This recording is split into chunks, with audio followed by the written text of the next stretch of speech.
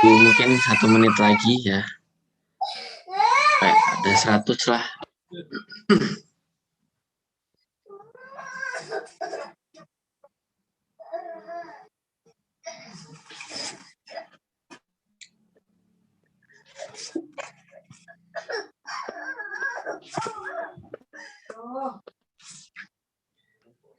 Oke,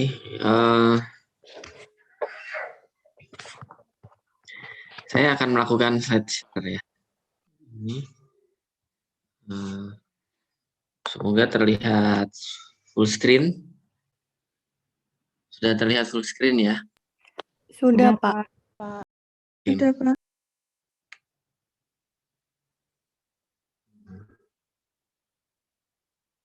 Ya, kita mulai saja kuliah di akhir di akhir sebelum liburan gitu ya, liburan hari raya. Oke, untuk topik hari ini ya, ini mengenai aplikasi mikroorganisme di bidang lingkungan dan pertanian gitu ya. Oke. Jadi untuk beberapa pertemuan terakhir ini, di sini kita menyampaikan mengenai aplikasi mikroorganisme. Jadi mungkin pertemuan-pertemuan awal ya itu lebih banyak membahas mengenai karakteristik ya dari mikroorganisme. Kemudian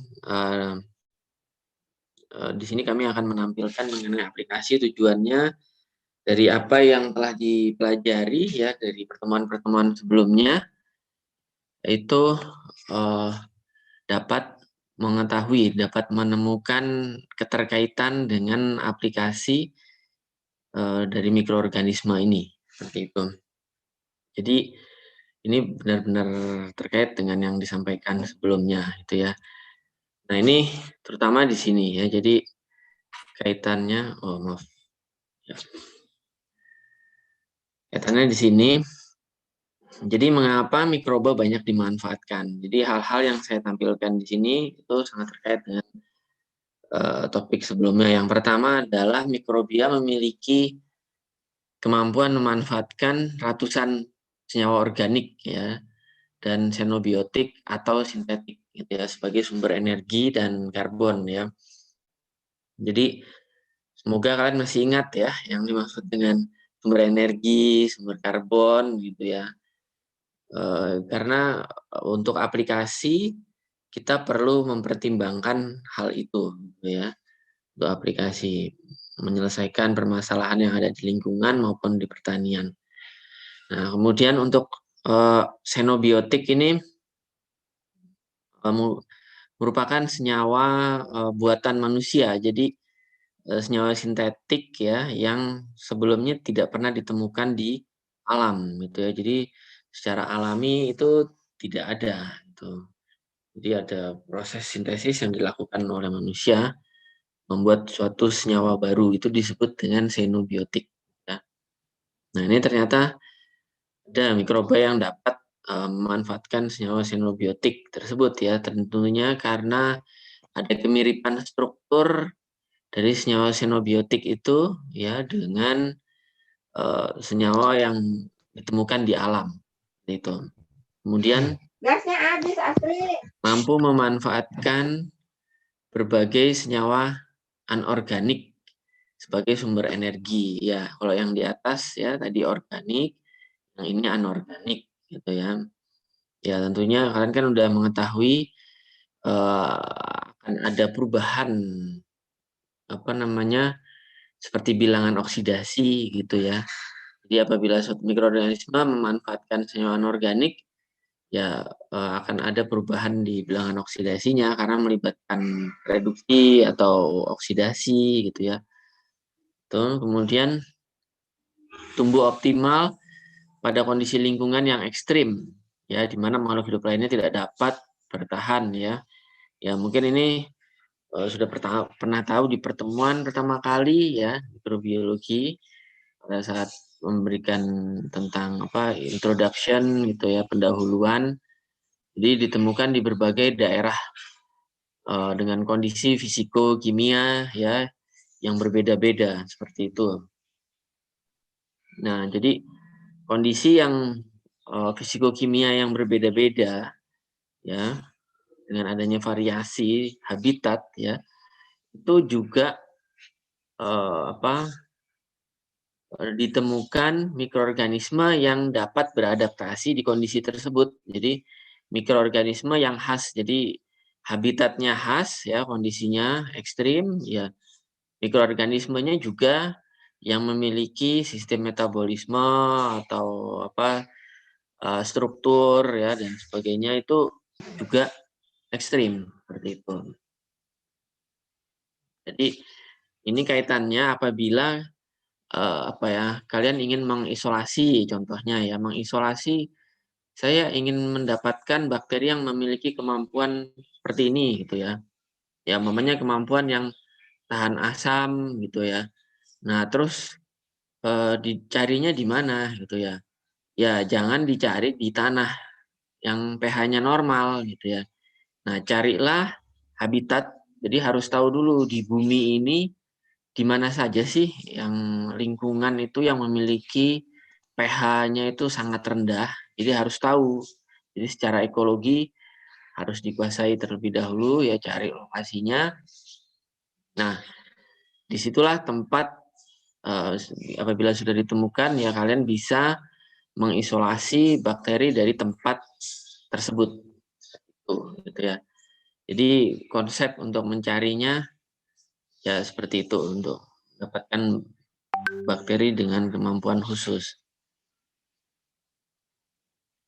Kemudian menghasilkan metabolit khas yang tidak dihasilkan oleh makhluk hidup lainnya ya. Ya ini ya seperti menghasilkan senyawa-senyawa yang dapat digunakan untuk proses fermentasi, menghasilkan vitamin, menghasilkan hormon ya seperti itu. Nah, kemudian mampu memodifikasi berbagai jenis senyawa. Ini mungkin ada kaitannya dengan yang nomor 2 tadi ya. Jadi modifikasi ya baik reduksi, oksidasi ataupun ada perubahan gugus ya seperti itu. Kemudian ukuran sangat kecil sehingga mudah penanganannya dan mudah untuk dikembangbiakkan. Itu jadi asal kita sudah tahu kebutuhan nutrisi, kondisi fisikokimia yang dapat mendukung pertumbuhan bakteri atau mikroorganisme tersebut ya, maka kita dapat mengembangbiakannya gitu. Dia harus tahu dulu gitu ya kebutuhannya. Nah, begitu sudah tahu baru nanti dapat dikembangbiakkan. Kalau tidak sesuai ya tentu saja tidak akan tumbuh gitu ya atau tumbuhnya sedikit sekali gitu ya. Seperti itu. Oke. Ya, ini konsep dasarnya. Nah, sekarang kita masuk ke aplikasi ya. Nah, ini istilah bioremediasi ini cukup populer ya. Ini merupakan proses membersihkan limbah berbahaya yang ada di lingkungan dengan bantuan makhluk hidup ya. Salah satunya adalah mikroba gitu. Ya, ini kenapa kok saya menyampaikan salah satunya? Karena tanaman ya itu juga bisa digunakan untuk bioremediasi. Biasanya dikenal ya secara spesifik dengan istilah fitoremediasi. Itu tanaman ya, tanaman. Jadi proses remediasi yang melibatkan tanaman itu fitoremediasi. Oke. Nah, ini bioremediasi. Nah, kemudian ya kalau bahasa Inggris remedi itu artinya obat gitu ya, semacam untuk menyembuhkan gitu ya. Jadi asal katanya dari situ. Kemudian mikroba dapat merubah ya limbah berbahaya menjadi senyawa yang kurang berbahaya dan atau mungkin bahkan tidak berbahaya sehingga aman bagi lingkungan gitu ya. Ini terkait dengan itu tadi apa yang dapat memiliki kemampuan untuk mendegradasi berbagai atau ratusan jenis senyawa organik ya atau xenobiotik Nah, itu kaitannya di sini. Terus juga peran mikroorganisme itu kan kalau di rantai makanan dia posisinya sebagai decomposer gitu ya. Komposer. Nah, decomposer itu kan kaitannya dengan menyediakan apa ya? Nutrisi. Jadi berupa apa sisa-sisa hewan yang mati dan tanaman ya. Nah, itu perlu diurai kembali sehingga nanti bisa dimanfaatkan di apa itu? Di rantai makanan berikutnya seperti itu. Ya, itu perannya dalam siklus unsur ya, siklus unsur. Oke, terus bioremediasi ini ya, contohnya yang cukup populer pertama kali ya di tahun 1989 ya. Jadi awalnya itu karena adanya tumpahan minyak ya dari kapal tanker. Kapal tanker itu kapal yang membawa minyak bumi ya. Ini jadi sumur minyaknya itu di Alaska ya, daerah dingin. Pegunungan, dekat pegunungan itu bersalju ya kan, daerah mendekati kutub utara di Alaska, Kanada itu. Kemudian dalam perjalanannya ya untuk menuju ke Amerika, jadi proses refinery atau penghilangan minyaknya itu ada di Amerika. Nah, itu dalam perjalanan membawa apa banyak jutaan ton kali ya, mungkin itu kapasitasnya. Ternyata dalam perjalanan itu menabrak batu karang gitu ya. Jadi saking kuatnya batu karang ini itu sampai bisa merobek lambung dari tanker ini sehingga mengakibatkan bocornya minyak bumi itu, minyak mentah itu ya. Minyak mentah atau crude oil ke perairan di laut gitu ya. Kemudian nah itu ya mungkin penanganannya cukup apa lama ya karena posisinya agak jauh ya. Terus apa namanya sehingga karena banyaknya minyak yang lepas ke laut ya dari tanker itu mengakibatkan minyak tersebut apa namanya sampai di pesisir karena terbawa oleh ombak ya. Ombak kan mengarah ke pesisir. Jadi di daerah pesisir itu cukup luas ya sampai bisa apa namanya puluhan atau ratusan kilometer gitu yang berdampak gitu ya. Seperti itu. Jadi ini cukup masif ininya apa pencemarannya.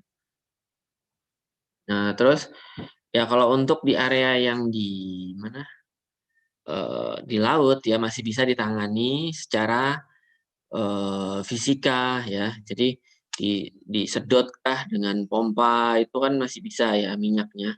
Minyaknya kan tebal ya, di posisinya di permukaan air ya, masih bisa disedot gitu ya. Tapi kalau yang sudah sampai di pesisir ya seperti yang digambarkan di sini, ini kan sulit untuk memisahkannya gitu ya. Dia sudah melekat di area pesisir. Nah, maka dari itu dilakukanlah penyemprotan nutrisi gitu ya. Jadi memanfaatkan bakteri-bakteri yang sudah ada di area ini, indigenous istilahnya ya, bakteri indigenous, bakteri native-nya aslinya di situ.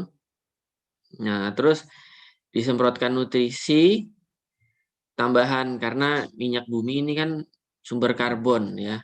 Dia tidak ada sumber nitrogen dan sumber fosfor. Kan untuk pertumbuhannya perlu N dan P. Nah, yang disemprotkan di sini tidak perlu lagi disemprotkan glukosa, ya sudah tidak ada gunanya, gitu ya. Karena sumber karbonnya sudah tersedia dalam jumlah sangat melimpah.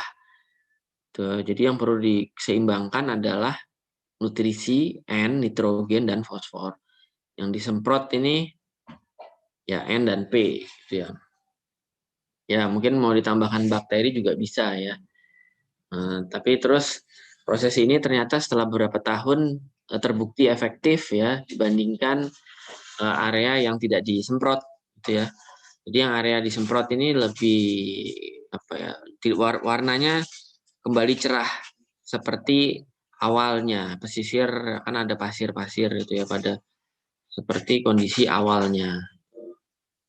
Jadi sudah terdegradasi minyaknya. Nah, itu contoh bioremediasi yang cukup populer ya.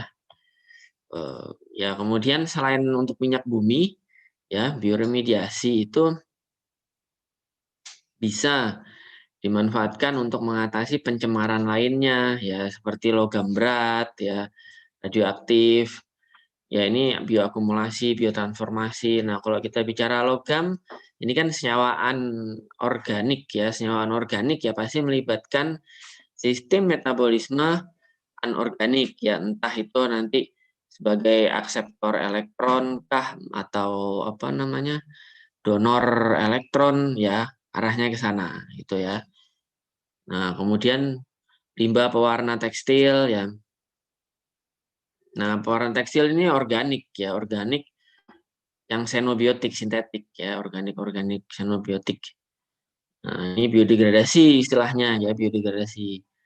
Nah, kemudian begitu juga pestisida. Pestisida itu organik, organik, organik dan itu juga xenobiotik sintetis buatan ya. Tuh, kemudian deterjen ya ini juga seperti itu apa organik. Nah, ini juga bisa diaplikasikan mengatasi pencemaran senyawa-senyawa ini gitu ya. Nah, kemudian termasuk plastik itu juga senyawa xenobiotik gitu ya. Senyawa xenobiotik. Jadi sebenarnya xenobiotik ini cukup membawa masalah gitu ya, tapi apa namanya untuk lingkungan, tapi itu bermanfaat juga untuk kehidupan kita sehari-hari ya.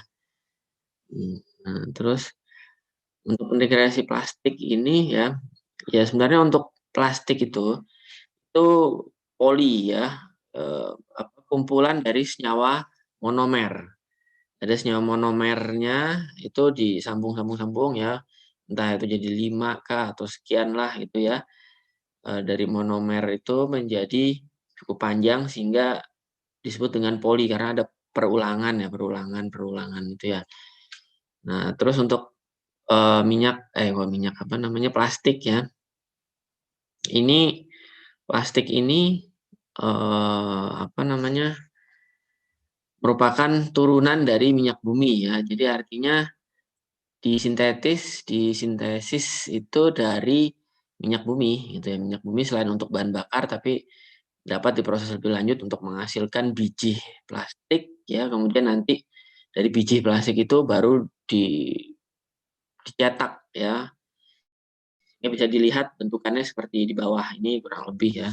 Seperti itu. Nah, ini berbagai jenis ada PE, PET gitu ya. PP gitu ya. Nah, ini ya rata-rata itu non biodegradable karena mungkin kalau berupa monomer saja itu bisa terdegradasi. Tapi karena polimer itu area untuk di apa ya, berikatan dengan enzim itu sulit ya, tidak mudah gitu. Sangat sulit. Ya maka dari itu bisa dibilang ini apa non biodegradable ya kayak ini. Ya kemudian ada ya tahun 2016 ya penelitian-penelitian ini sebenarnya cukup banyak ya untuk yang kami apa namanya plastik karena itu menjadi masalah gitu cukup besar ya di planet bumi ini. Nah, kemudian ini ada apa namanya dapat mendegradasi sekitar 1 x 1 cm ya. Mungkin ini tipis sekali ya, tapi dimensi 1 x 1 PET ya dalam waktu 6 minggu gitu ya. Jadi ya sebenarnya ada berbagai pertimbangan kenapa plastik itu sulit untuk didegradasi ya. Dan saat ini pendekatannya itu lebih dikombinasikan ya. Jadi dengan untuk mendegradasi plastik itu dikombinasikan dengan pre-treatment. Pre-treatment itu ada treatment awalan ya. Jadi sebelum dipaparkan dengan bakteri itu di pre-treatment dengan pemberian UV dan panas. Jadi istilahnya thermo UV itu. Thermo UV. Nah, itu thermo UV itu meniru contohnya adalah radiasi dari sinar matahari gitu ya. Kan mungkin pernah mengamati ya, umpamanya ada pot plastik ya yang ditaruh di luar di luar rumah yang terpapar langsung dengan cahaya matahari atau mungkin ember kah ya apa gitu ya. Nah itu setelah terpapar sampai umpamanya setahun gitu ya atau 2 tahun, itu ternyata plastik tersebut menjadi rapuh.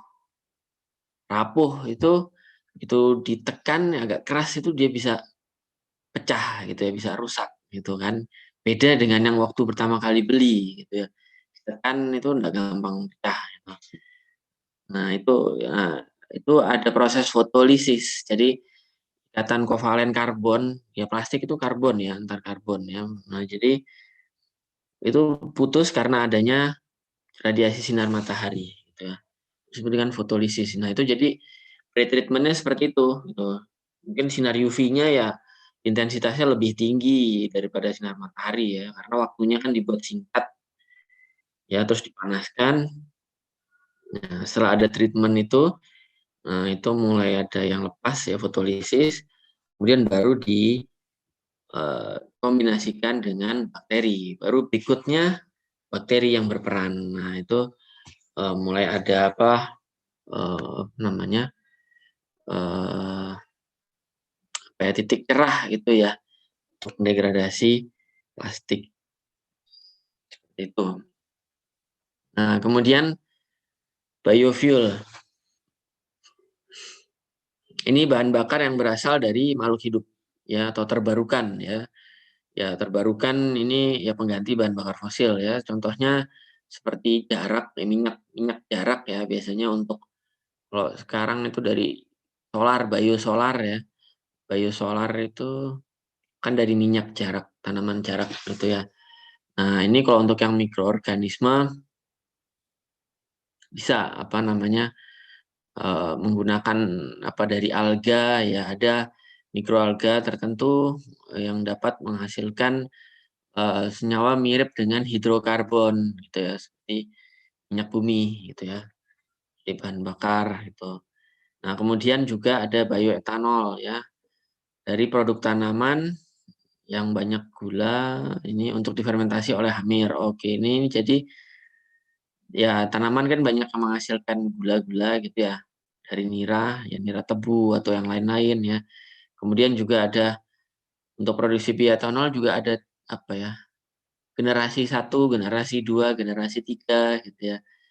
Nah, itu lebih memanfaatkan limbah. Jadi selulus ya.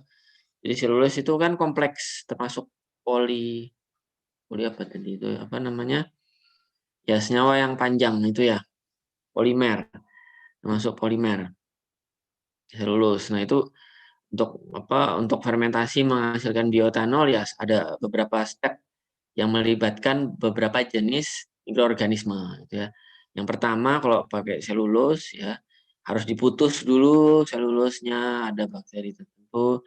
Kemudian setelah diputus menjadi senyawa sederhana ya semacam mungkin gula-gula ya. Nah, terus baru bisa difermentasi oleh hamir menghasilkan etanol seperti itu. Ya kalau bahan bakunya tetes tebu ya atau molase saja, ya itu cukup bisa ditangani oleh hamir, seperti itu. Atau ya biasanya Saccharomyces ya, hamirnya itu. Kemudian biogas ya ini menghasilkan metan ya. Metan ini archaea yang berperan di sini ya untuk menghasilkan metan itu eksklusif dihasilkan oleh archaea. Jadi bukan bakteri ya, tapi prokariotik. Archaea itu prokariotik ya. Oke. Nah, terus ini pembahasan untuk yang biofuel yang tadi itu ya saya sampaikan ya. Contohnya ini adalah alga biodiesel ya. Nah, jadi nanti dari ini contohnya di bawah ini ya. Dia menghasilkan minyak gitu ya, minyak yang ada di dalam selnya. Itu ada minyak-minyak itu dia memiliki minyaknya itu karakter khusus jadi nggak sembarangan sehingga akan mudah untuk diproses menghasilkan solar. Seperti itu. Ada karakteristik tertentunya setelah dipanen ya, terus dapat dikonversi jadi ada perlakuan kimia juga, ada kombinasi. Jadi untuk proses-proses industri bioteknologi ini eee, apa ya, tidak bisa berdiri sendiri gitu ya. Jadi tetap ada melibatkan proses entah fisika, kimia, ada reaksi kimia tambahan, itu bisa dibilang pasti gitu ya, nggak bisa semua berdiri sendiri. Nah, terus sisa-sisa ampasnya ini minyaknya nanti bisa dikonversi jadi biodiesel ya apa namanya, terus ampasnya bisa difermentasi lebih lanjut ya, nanti bisa menghasilkan bioetanol ya. Kan selulus ya, banyak selulus itu ya, atau komponen kompleks gitu. Nah, ya ini bermanfaat sekali gitu ya, itu. Nah, kemudian ada istilahnya biogrouping. Biogrouping ini nanti kalian bisa cek ya, apa Groot itu ya. Biogrouping ini teknik penambalan celah ya dengan kalsium karbonat pada tanah yang dihasilkan oleh bakteri untuk memperbaiki kekuatan struktur tanah itu. Jadi intinya seperti ini nih, langsung bisa dilihat di gambarnya nih. Ya, ini pasir ya. Anggap saja ini pasir. Nah, dari pasir ini begitu diberi mikroorganisme ya tertentu, bakteri terutama ya, ini bakteri dengan kemampuan tertentu itu yang dapat menghasilkan kalsium karbonat ya. Nah, itu nanti apa ya memang tidak begini terus langsung jadi seperti ini ya. Maksudnya ini dicetak gitu ya, dicetak gitu. Ini menunjukkan bahwa kondisinya itu fluid, fluid gitu ya. Fluid terus nanti dikasih bakteri apa di dalam cetakannya ya. Setelah diinkubasi, nah terus dikeluarkan lah gitu. Jadilah seperti ini. Jadi seolah-olah itu seperti dicampurkan dengan semen. Padahal ini tidak melibatkan semen. Jadi hanya ditambahkan bakteri beserta nutrisinya pastinya ya. Jadi harus diketahui terlebih dahulu gitu ya.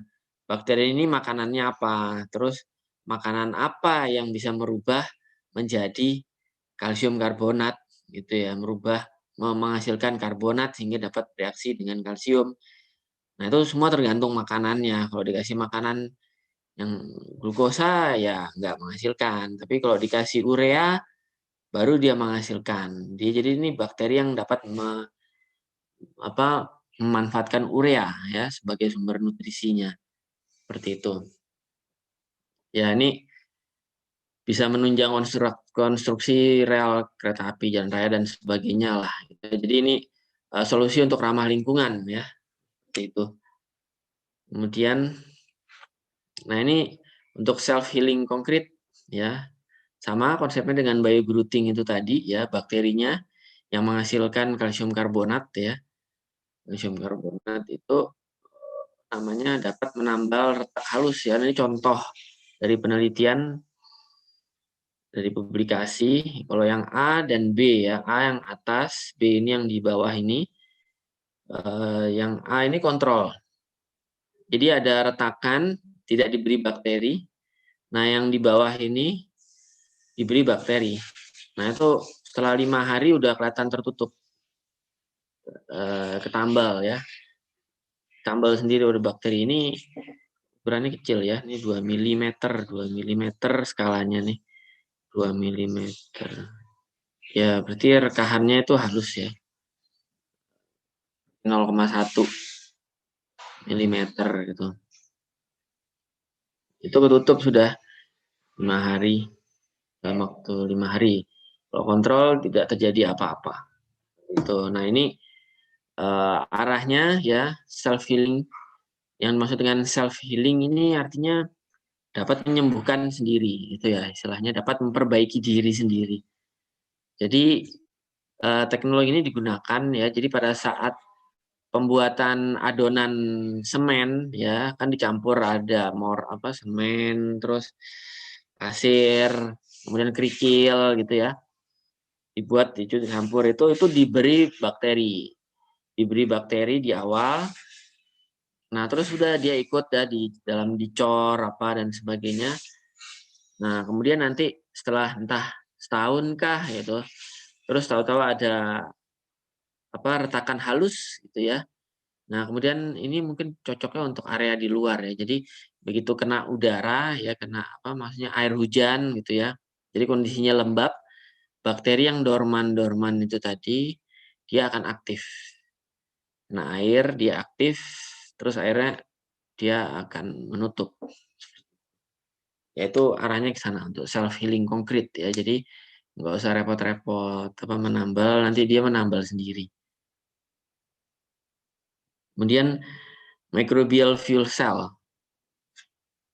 Ya, ini alat yang dapat merubah energi kimia ke energi listrik ya. Jadi ada bakteri-bakteri tertentu ya, itu yang dapat ya ingat ya kan kuliah tentang aliran elektron ya. Jadi energi listrik itu yang kita gunakan ya untuk menyalakan perangkat elektronik ya. Itu sebenarnya kita memanfaatkan aliran elektron gitu ya dari PLN ya, colokan. Nah, itu begitu dicolok, elektron itu akan mengalir ke perangkat elektronik. Jadi ada lompatan-lompatan elektron sehingga itu bisa nyala gitu ya. Itu lampu TV ya, macam-macam. Nah, bakteri itu kan ada respirasinya ya, yang punya kemampuan untuk respirasi yang melibatkan elektron. Nah, elektronnya ini yang dimanfaatkan. Jadi elektronnya ini seolah-olah itu diekstrak gitu ya. Jadi bakterinya hidup, tapi bakteri tersebut itu melepaskan elektronnya keluar gitu ya. Ke ini elektroda yang ada di sistem ini gitu ya. Elektroda di sini. Jadi bakterinya melepaskan elektronnya dari permukaan tubuhnya yang melekat dengan elektroda yang ada di sini. Nah, kemudian dia akan elektrodanya menerima elektron. Jadi akan ada aliran elektron. Seperti itu ya. Kalau untuk respirasi kan elektronnya diterima di terminal elektron akseptor ya. Jadi seperti kalau yang aerobik kan oksigen gitu ya. Jadi nah ini kondisinya diganti gitu, jangan diberi gitu ya. Jadi jangan diberikan terminal elektron akseptor supaya elektronnya itu biar dia keluar gitu ya. Biar dia keluar tapi hanya bisa pada bakteri tertentu gitu ya. Bakteri-bakteri pada umumnya itu elektron ya nggak akan bisa keluar ya. Jadi dia kalau nggak ada oksigen ya akan berhenti saja gitu. Seperti itu. Tapi kalau untuk bakteri dengan kemampuan tertentu ini bisa gitu ya. Dia bisa karena kok ini kok saya nggak menemukan adanya oksigen sebagai terminal elektron akseptor. Terus akhirnya dia mengalirkan sendiri keluar. Nah, itu ada mekanismenya. Oke, nah itu bisa dipakai untuk menghasilkan listrik ya, tapi ya memang tidak cukup besar ya, satuannya masih perlu pengembangan lebih lanjut ya, masih ya kalau ya mungkin satuannya kayak milivolt gitu ya, kalau bisa volt ya mungkin masih 1 gitu ya, 1 volt 2 volt ya masih kecil, masih perlu ada proses pengembangan.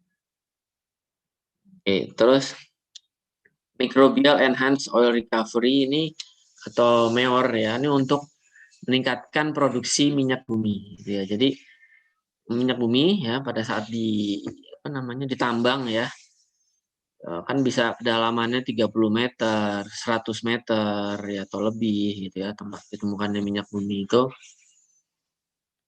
Nah, itu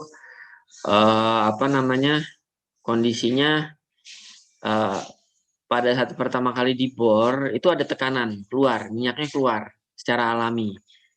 Secara alami itu keluar ya. Ya, kemudian setelah waktu tertentu tekanannya semakin seimbang, semakin mirip dengan yang dia di luar gitu ya. Jadi semakin berkurang tekanannya semakin berkurang. Nah, terus begitu sudah sangat berkurang itu minyak sudah tidak bisa keluar sendiri gitu ya. Tidak bisa keluar sendiri, tapi sebenarnya kandungan minyaknya masih banyak ya di perut bumi. Nah, biasanya itu diberi air, diinjeksi. Jadi kalau gambar di sini ini sumur produksi namanya. Sumur produksi, ya ini kilang ya, kilang. Bukan kilang sumur ya. Production well. Ya kalau yang di kita kayaknya ini pompa sih, pompa angguk namanya. Kalau kita mungkin banyaknya yang masih ada tekanan itu ya, sumur biasa. Nah, terus nih ada diinjeksikan air. Injeksikan air untuk mendorong minyak yang ada di sini supaya menuju ke sumur gitu ya. Nah, itu efektif, ya efektif. Nah, terus sampai waktu kondisi tertentu itu lebih banyak airnya sudah banyak sekali, tapi minyak yang keluar itu sedikit sekali gitu, udah sebagian besar itu sudah air gitu kan. Nah, ini sudah tidak efektif seperti itu. Nah, terus kuras lagi. Nah, dikurasnya itu pakai bakteri gitu ya. Jadi kenapa apa peran bakteri di sini gitu ya? Kenapa kok dianggap masih ada minyak lagi gitu kan? Padahal didorong sama air sudah nggak ada. Nah, itu karena di dalamnya ini ya minyak-minyak itu kan tempat minyak ya, reservoir minyak bumi, reservoir itu kan di dalam batuan ya. Jadi dia itu bukan kayak ada kolam celah celah celah kosong ya, celah kosong bebas, enggak seperti itu gitu ya. Jadi dia berada di dalam batuan, benar-benar di dalam suatu batuan ya, batuan berongga ya atau pasir ya, ada dua macam, ada pasir, ada batuan. Nah, minyak itu ada di situ gitu. Nah, karena kita bicara ada rongga-rongga kecil ya. Nah, di dalam rongganya itu ada yang memiliki ukuran kapiler ya. Kalian kan tahu ya, mungkin pernah praktikum waktu SMA tentang sifat pipa kapiler. Ya, dia memiliki kemampuan untuk menyerap pipa kapiler gitu ya, menyerap air gitu ya. Jadi air bisa masuk sendiri. Nah, kalau sudah seperti itu kan sulit untuk mengeluarkannya. Nah, itulah fungsi dari bakteri ya. Nah, ini contoh minyaknya yang terperangkap ya dalam kondisi kapiler. Nah, jadi yang air ini itu tidak hanya air, nanti dimasukkan atau disertakan bakteri gitu ya. Sertakan bakteri, dia masuk ke sini. Nah, ketemulah dengan minyaknya itu, bakterinya nanti ya ada yang menghasilkan surfaktan ya. Nah, masuk ke dalam pori-pori ini, terus nanti yang dihasilkan surfaktannya itu ya, atau dia ada merubah strukturnya jadi lepas gitu ya. Jadi mudah dan larut dalam air. Larut dalam air. Jadi nggak melekat ke batuannya itu gitu. Jadi awalnya tuh minyaknya lebih lengket ke batuan daripada ke minyak gitu. Dia ke air ya. Awalnya itu sifatnya. Dia lebih lengket ke batuannya daripada ke air. Nah, setelah diberikan ini ada perubahan sehingga sifat minyaknya itu terselubungi oleh semacam surfaktan gitu ya, dan ukurannya juga menjadi kecil sehingga menjadi lebih mudah larut di air gitu ya, ikut di air. Nah, itulah terus begitu didorong lagi ya, dikasih tekanan, nah, keluarlah minyak, bisa dipanen lagi gitu. Ya itu. Tapi ini tantangannya kondisinya anaerob ya. Di dalam itu kondisinya anaerob. Ya mungkin bisa dibuat aerob karena ada injeksi air ya. Itu terus suhunya tinggi gitu ya. Jadi semakin dalam ke bumi ini ya. Jadi ini kalau kita menggali semakin dalam itu ada peningkatan suhu. Ya, mungkin karena mendekati inti bumi yang suhunya kan tinggi. Inti bumi itu kan panas ya. Jadi semakin dalam bisa ada berapa kilometer. Nah, itu semakin panas. Jadi minyak bumi yang biasanya keluar ya di sumur-sumuran minyak ya, itu suhunya bisa di atas 70, ya, suhu 90 derajat gitu ya. Mendekati 100 derajat gitu ya. Itu panas gitu. Minyak yang keluar itu suhunya tinggi gitu ya. Itu tidak dingin ya. Seperti itu gitu. Nah, itu tantangannya seperti itu. Jadi harus menggunakan bakteri termofilik yang dia tahan suhu suhu tinggi, kondisi-kondisi ekstrim. Nah, itu tantangannya. Ya, oke, terus ini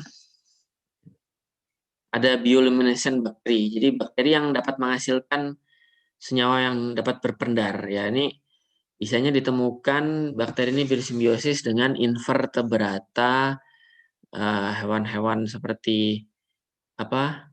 Semacam sotong gitu ya, cumi-cumi, atau adalah hewan-hewan yang sejenis yang bertentakel gitu. Apa namanya? Dia bersimbiosis dengan ini Vibrio gitu ya. Dengan Vibrio gitu. Jadi ya ada karena kaitannya dengan kamuflase apa seperti itu ya, pada saat di malam hari atau di daerah pedalaman ya, daerah yang sinar mataharinya sangat kurang ya, itu ada simbiosis. Tapi juga bisa ditemukan di kebanyakan ikan-ikan ya, atau terutama di laut lah, seperti itu. Jadi bakteri laut itu eh, kita bisa mendapatkan bakteri yang dapat menghasilkan senyawa yang dapat berpendar seperti ini. Ya, karena adanya protein luciferin ya, protein luciferin ini protein yang dapat berpendar. Nah, itu bisa dimanfaatkan gitu ya. Biasanya untuk ini ada contohnya microtox gini ya. Jadi pada saat kondisi kita di dalam tabung itu sudah ada bakterinya gitu ya. Pada saat diteteskan eh, apa namanya? Contoh sampel air ya yang toksisitasnya tinggi ya, toksisitasnya tinggi. Nah, itu pendarannya itu sangat berkurang. Jadi ini menunjukkan bahwa toksin yang ada di perairan tersebut itu menghambat pertumbuhan dari bakteri bioluminescent ini, itu ya, seperti itu. Nah, itu bisa dilihat, oh ini pendarahannya kurang. Nah, ini berarti kondisinya toksik gitu. Nah, terus yang non toksik seperti ini, jadi pendarahannya tinggi ya, cukup tinggi. Seperti itu. Nah, ini contoh-contoh aplikasi ini bisa nggak terbatas ya, maksudnya bisa untuk apa saja. Yang membatasi hanya kreativitas kita aja. Nah, terus ya untuk pertanian ya, ini ada biofertilizer ya. Untuk biofertilizer ini pupuk hayati ya, untuk mengurangi penggunaan pupuk sintetik ya. Jadi untuk menuju ke pertanian organik ya. Jadi perlu diketahui untuk pertanian organik itu tidak bisa 100% langsung kita stop, konvensional di stop ya, yang menggunakan sintetik itu stop langsung beralih organik, ini nggak bisa ya, nggak bisa, karena seringkali kalau yang seperti ini itu mesti gagal dan rugi seringkali. Jadi perlu ada transisi, jadi entah 50-50, jadi ini jalan tapi dikurangi, tapi dikompensasi dengan penggunaan organik ini gitu ya, pupuk hayati. Nah, itu ada mikroba ya yang memiliki kemampuan memfiksasi gas nitrogen. Jadi nitrogen kan tersedia di udara ya. Nah, itu dia bisa tangkap yang di udara, kemudian dia lepaskan di tanah ini menjadi senyawa yang bisa diserap. Ya, ingat ya yang fiksasi nitrogen ya, fiksasi nitrogen itu. Nah, kemudian bisa diserap oleh akar tanaman gitu ya. Jadi untuk area-area yang kandungan nitrogennya rendah, berikanlah bakteri ini gitu ya.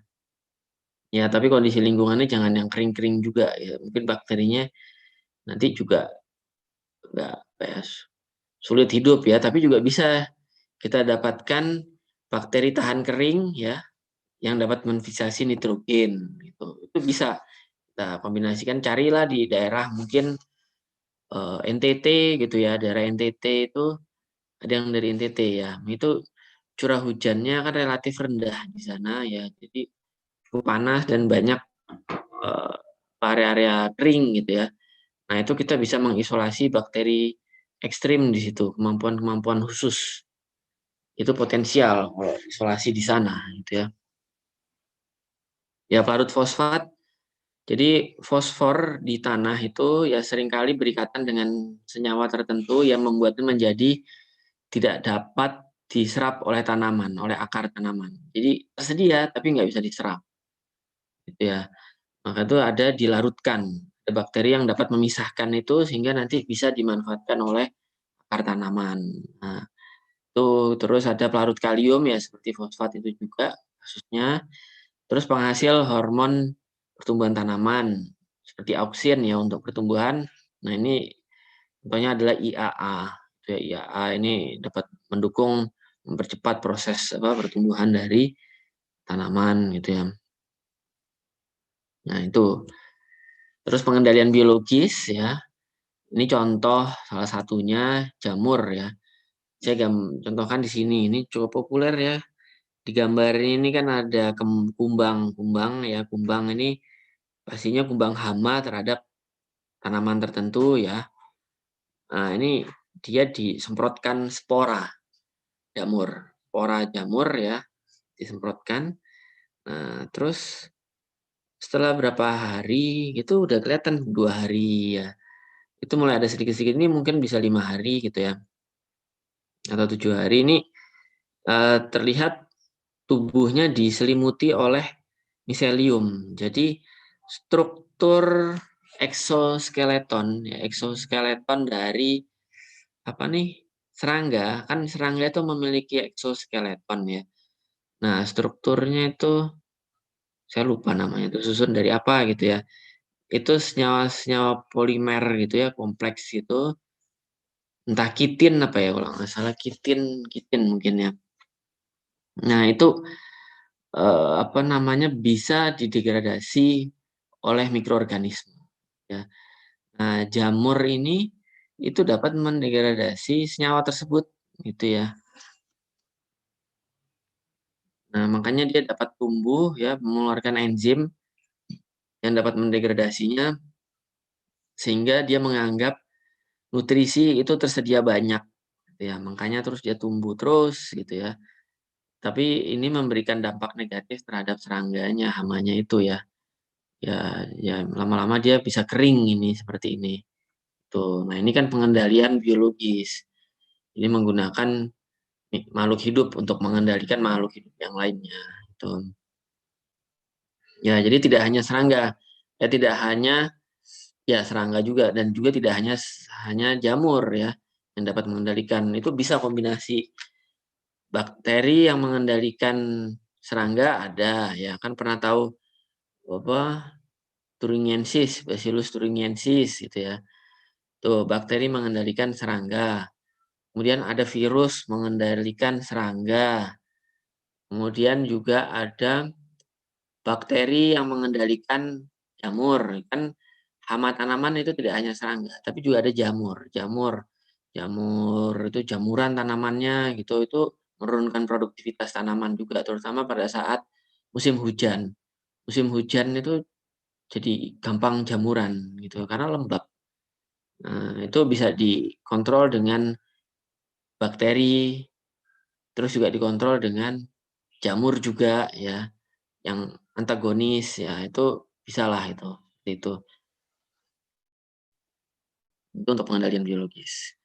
Oke, nah saya rasa itu yang bisa saya sampaikan ya terkait dengan aplikasi mikroorganisme di bidang lingkungan dan pertanian gitu ya. Ya ini nanti belum lagi minggu depan ya masih ada aplikasi di bidang kedokteran gitu ya, kedokteran dan pangan gitu. Oke. Ya semoga itu dapat memberikan gambaran ya, gambaran aplikasi ya. Sebenarnya cukup banyak ya aplikasinya. Tinggal tergantung kreativitas kita saja gitu ya. Bisa sebagai apa gitu tuh. Oke, mungkin ada yang ingin didiskusikan dari hal tersebut.